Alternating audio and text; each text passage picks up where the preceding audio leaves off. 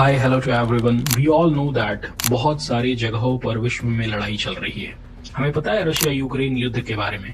छोटी सी छोटी खबर भी रशिया यूक्रेन का या फिर इजराइल और पैलेस्टाइन के बीच में जो युद्ध चल रहा है वो हमारे पास आते रहते हैं। लेकिन अगर मैं कहूं कि सूडान जैसे एक अफ्रीकन कंट्री में भी युद्ध चल रहा है और ये सारे युद्ध से भी गंभीर मानवीय संकट सूडान में है, तो क्या आप विश्वास करेंगे? और इसके ऊपर न्यूज ना के बराबर हमें सुनने को मिल रहा है। So that's why we are going to dwell into Sudan crisis. Sudan में दो बड़े फोर्स हैं, एक तो SAF दैट इज सूडान सशस्त्र बल और दूसरा RSF रैपिड सपोर्ट फोर्स।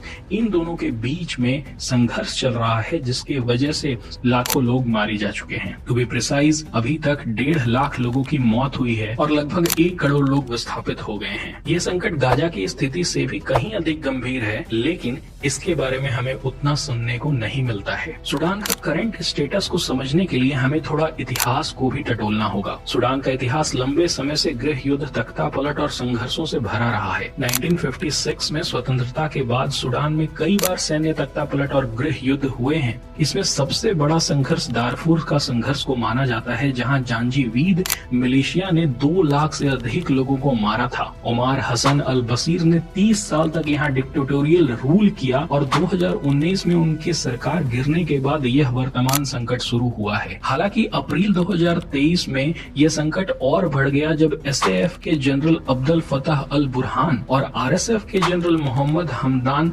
डागलो के बीच सत्ता संघर्ष शुरू हुआ। मुद्दा ये था कि RSF को सेना में शामिल होना था, लेकिन जो टर्म्स एंड कंडीशन तैयार किए गए थे वो RSF हेड को मंजूर नहीं था, जिसकी वजह से ये संघर्ष और बढ़ गया। SAF की संख्या अधिक होने के बावजूद वो कोई डिसाइसिव कंट्रोल नहीं ले पा रहे हैं सूडान में और ये लड़ाई और अधिक बढ़ते जा रहा है। उसके साथ साथ इस युद्ध में विदेशी हस्तक्षेप भी जारी है। अगर मैं बात करूं इजिप्ट की, रशिया की, UAE की, लीबिया की, ये सारे कंट्रीज यहाँ पर इस फाइट में बढ़ चढ़कर हिस्सा ले रहे हैं और उसके साथ साथ प्राइवेट मिलिशिया जैसे रशिया का वैगनार ग्रुप भी यहाँ पर काफी एक्टिव है। सूडान का न ही सिर्फ जियोपॉलिटिकल इंपॉर्टेंस है, बल्कि यहाँ पर बहुत सारे नेचुरल रिसोर्सेज भी मिलते हैं, जैसे कच्चा तेल, सोना। उसके साथ साथ यहाँ पर बहुत ही ज्यादा फर्टाइल लैंड भी मौजूद है, जिसकी वजह से विदेशी हस्तक्षेप तो होना तय था। अगर भारत के पर्सपेक्टिव से बात करें तो भारत का काफी अधिक निवेश सूडान में है।